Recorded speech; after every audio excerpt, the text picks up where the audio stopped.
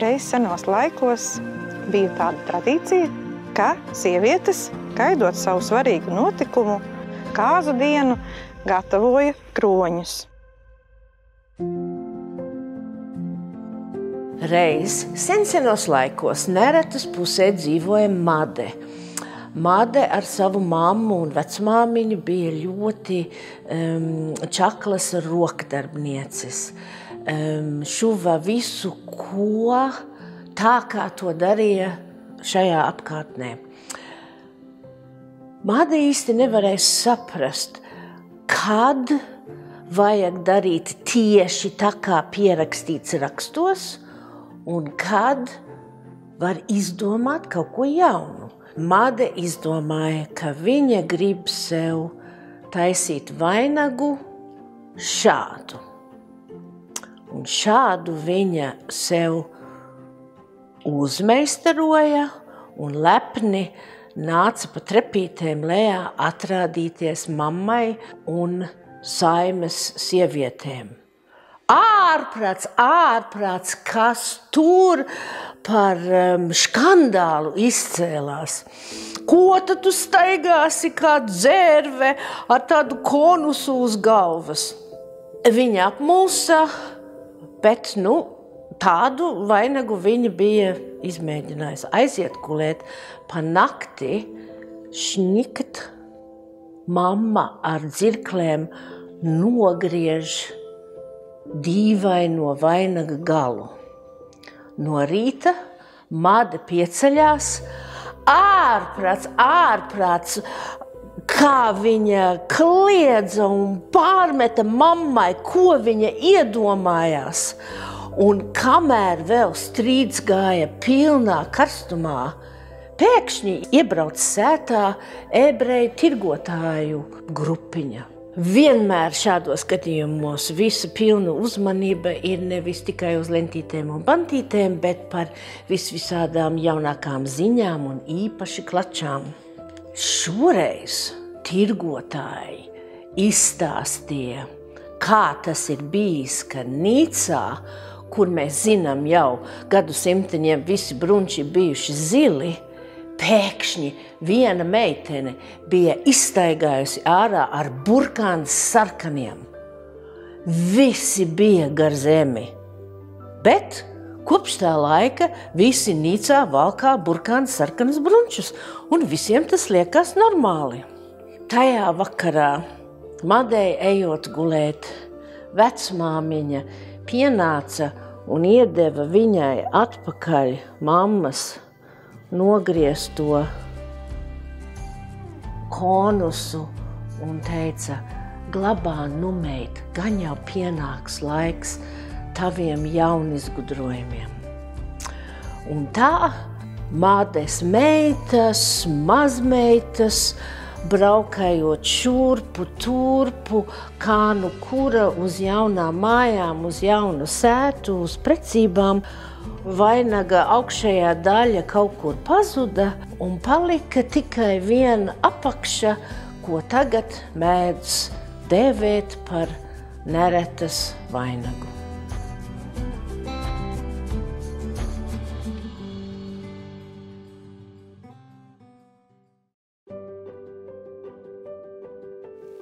Kāda maza meitene, kas ir nākusi pati no Kurzemes puses, no Nīcas puses, savā mantojumā viņa bija saņēmusi ļoti skaistu tērpu. Tērps tika darināts no Nīcas bruņčiem, bet šis tautas tērps bija laika zobus ēsts. Vecmāmiņa no šī tautas tērpa mazmeitiņām darināja skaistus svētku tērpus, bet no paša vainaga, no daļajām pērlēm, mazmeitiņas pašas sev gatavoja gan krēles, gan rokas prādes, ar ko rotāties. Bet viena no mazmeitiņām nemaz nezināja, ka kādreiz pēc daudziem gadiem, nonākusi Sēlijas pusē, viņai pašai būs jāgatavo savs senais Sēlijas kāzu goda kronis. Un tieši tajā laikā arī šī meitene atcerējās par Nīcu, par Kurzemi un par šiem jaukajiem cilvēkiem, kas ir gan Kurzemes pusē, gan Sēlijas pusē. Nīcai ļoti tuva ir jūra. Jūras apskalotajās smiltīs tiek atrastas pērles, kuras ir iekļautas tieši šajā vainagā.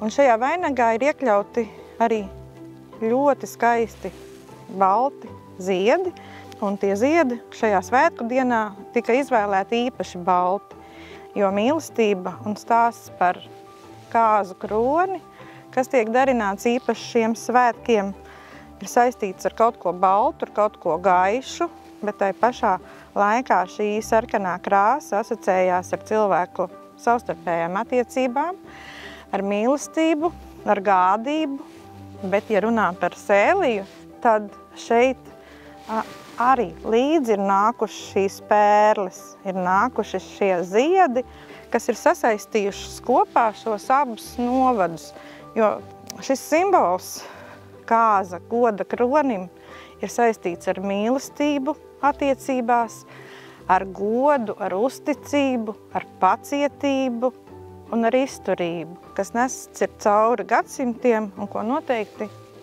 nesīs arī mūsu bērni. Varbūt tie ir mani mazbērni, kas savienos kopā, varbūt vienā kronī.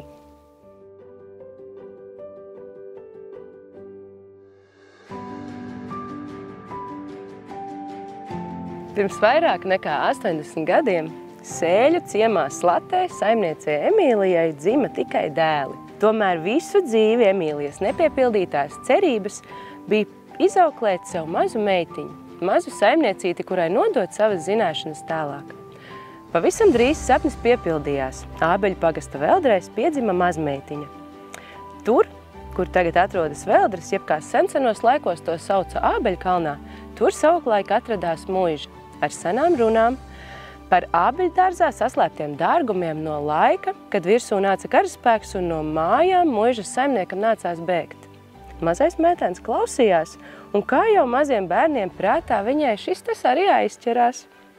Vairākus gadus vēlāk tika rakts lielais meliorācijas grāvis, un kā jau līsts lauku meitēns, viņa kāpa, viņa rāpās, viņa gāja tur, kur interesanti, bet tur, kur īsti tā kā nevajadzētu iet. Mālos, kas spīdēja, viņa sāka ar rokām rakt dārgumus ārā un izreka senas servīzes sastāvdaļas. Gāja gadi, atrastie trauki ar vienu atrodas sekcijā, saglabājot domu par kādreizējo muižu un tās saimniekiem. Tā Veldru saimnieks Mierveldis ar meitiņas piedzimšanu aizsāka sieviešu nākšanu dzimtā, jo arī viņa meitai ir 2 meitas, un savukārt meitām arī tikai meitas – Veldru muižas princeses. Pienāks laiks, kad arī šīs mazās princeses, Emīlijas mazmeitiņas, ejot pie vīra, iespējams uzliks galvā tieši šos Veldru princešu kroņus.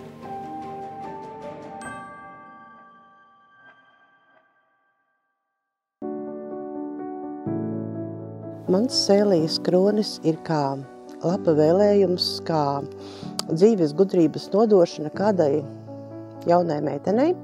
Un ko šis kronis simbolizē? To, ka dzīve nav taisna strīpa, tā ir savijusies, tā ir samudžinājusies ik pareizei.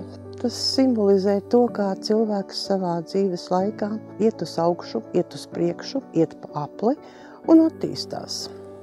Principā ir tā, ka kroņus taisot, lai kronis nestu spēku tā lietotājam, kronī vajagot ielikt dažādas lietas, kuras ir dzimtai raksturīgas ar vēsturi. Piemēram, akmentiņš no kādām ļoti vecu laiku krellēm, koka gabaliņš arī no vecām krellēm, akmentiņš no Latvijas jūras, ķēdītes ir savāktas mājas rotu kolekcijā. Tas ir kā simbols tām cilvēku attiecībām, kurās tev dzīves laikā nāksies būt.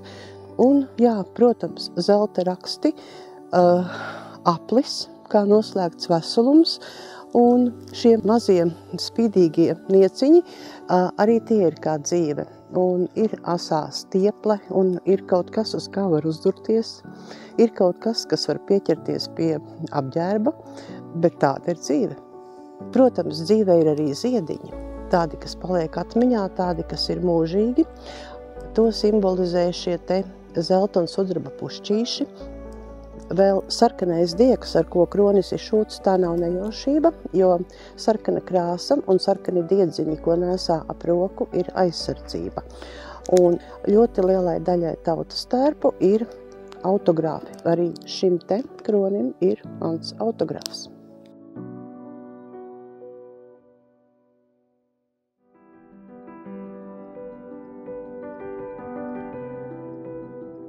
Šo kroni es veltu savām stiprajām sievietēm ģimenes, kuras nākušas no Sēlijas, no Saukas, un viņu mīlas stāsti ir sākušies tieši pie Saukas ezera.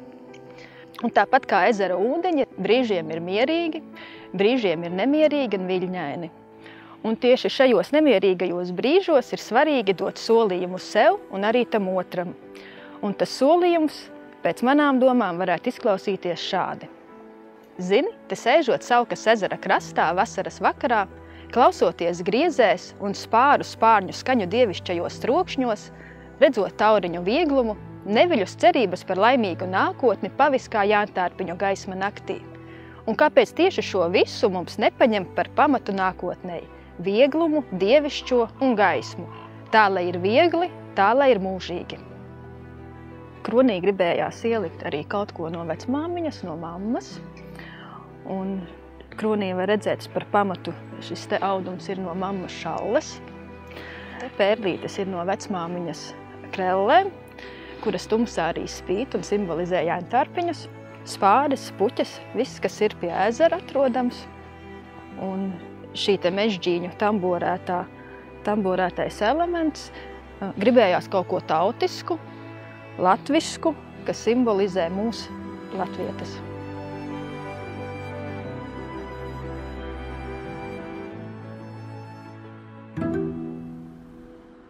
Šis Sēlijas kāzakronis simbolizē neizdzēšamas mīlestības atmiņas, kas tika saglabātas par spīti apstākļiem un mātes lēmumam. Reiz senos laikos, klusajā, mierīgajā neretā dzīvoja Made, kura darināja rokdarbus. Made dzīvoja kopā ar māti, bet Made bija īpaša, savādāka.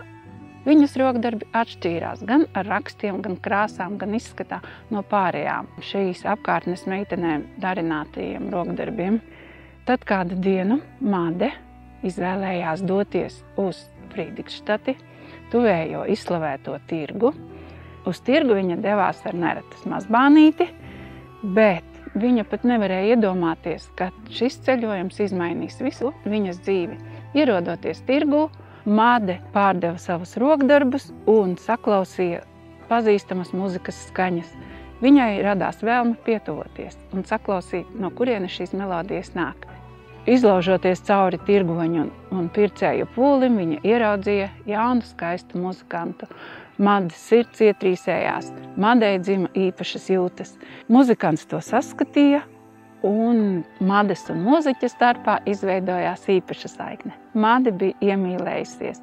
Muzikants, novērtējot Mades skaistumu un labestību, uzdāvināja tai rozā lakatiņu, kurš kļuva par mīlestības simbolu viņiem abiem. Atgriežoties mājās, Made padalījās ar šīm jūtām ar māti. Māte, protams, palika dusmīga un aizliedza viņai šo mīlestību un lika precēt tuvumā esošo kaimiņu saimnieku dēlu. Made, darinot savu kāzu kroni, izvēlējās to darināt melnā krāsā, izšuva ar dažādiem akmentiņiem un pērlītēm, bet paslepus tajā iešuva iekšā oderē rozā lakatiņu, kurš atgādināja šo mīlestību par muzikantu.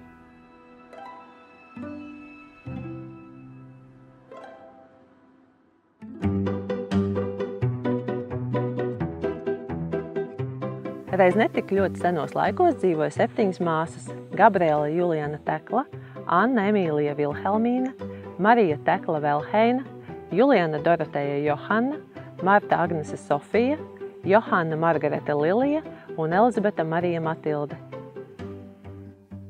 Viņas visas dzimušas Sēlijā, Ērberģē 19. gadsimta vidū. Viņu māte Vilhelmīna Marijana Natālija, jau meitenēm mazām esot, bija sākus darināt skaistu kroni. Kroni, kurā atspoguļojās visu meitu raksturi, kas spīdēja tur kā spoži dārgakmeņi. Tas ir melna samta kronis, uz kura ir veidoti visu 7 māsu vārdi. Šie vārdi ir izveidoti no krāsainām stieplītēm metāla, visā garumā, katrai savā krāsā, kas ir savītas un piešūtas melnai kroņa pamatnei. Un augšā mirdz dārgakmeņi dažādās krāsās.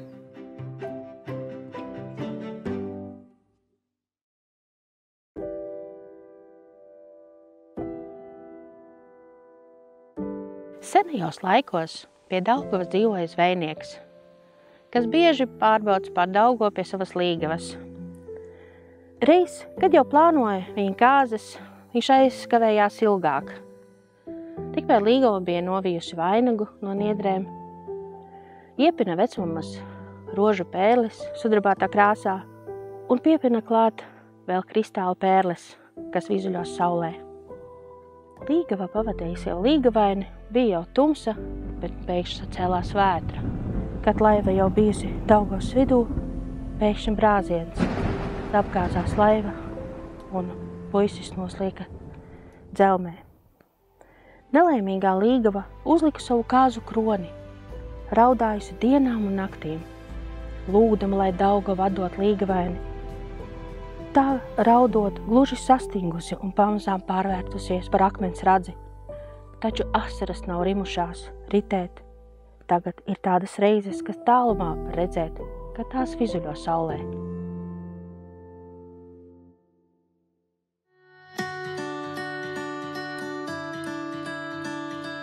Reiz maza ciema malā dzīvoja meitene vārdā Dārta.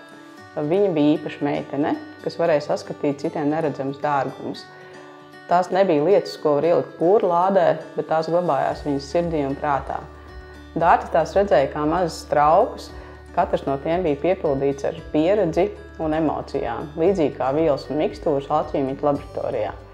Katra pudelīte bija savādāka, katra ar savu krāsu un saturu.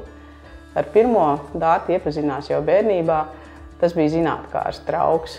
Jau kopš bērnības Dārta gribēja izzināt pasauli sev apkārt, un katra atbilde uz viņas jautājumu kāpēc, kā piliens papildināja šo trauku. Vēlāk Dārta iepazina arī pacietības, drosmes, atbildības un līdzjūtības traukus, kā arī mīlestības, pieredzes un atmiņu traukus. Tā Dārta dzīvoja laimīgi, jo viņa zināja, kāds dzīves eliksīrs no vielām traukos ir jāsajauc, lai tiktu galā ar izaicinājumiem un ar prieku pieņemtu dzīves iespējas.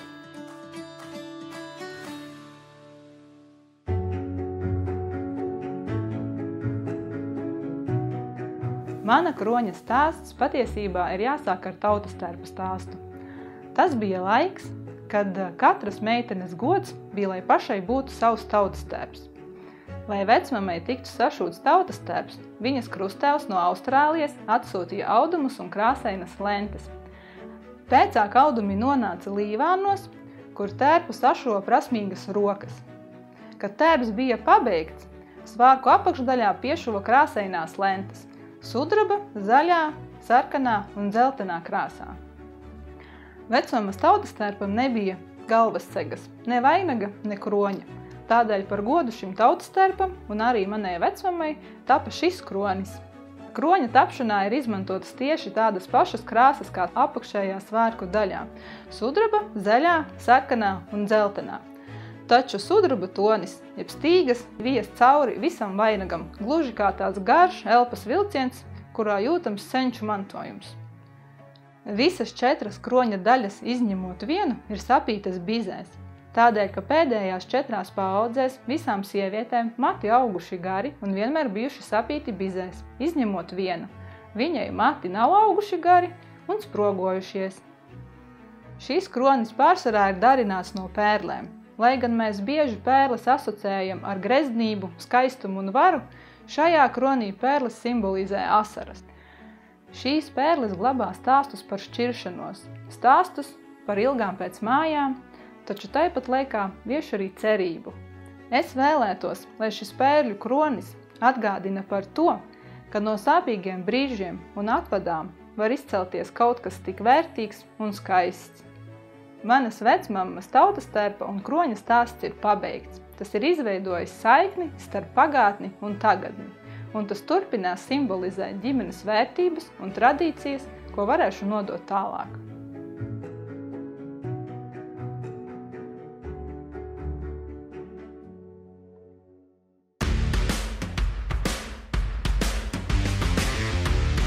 Sēlijā motosports ir dziļi iesakņojies. Šeit jūs sastapsiet kārtīgus tā entuziastus, lielākoties gan vīriešus. Pirmajā brīdī var nepamanīt, bet blakus katram no viņiem stāv spēcīgas māsas, draudzene, līgava, sieva, mamma un pat vecmamma. Viņas, tāpat kā viņa mīļotie, spēj saskatīt motoru dvēseles, asas, spēcīgas un neatlaidīgas.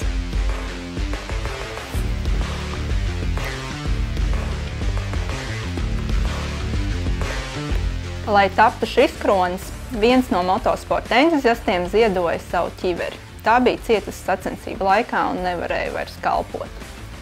Kroņa ragus veido ķēdes zobrats. Pats kronis, jeb ķivere, ir rotāta ar laķu zīmēm un dainām. Tas spēkā.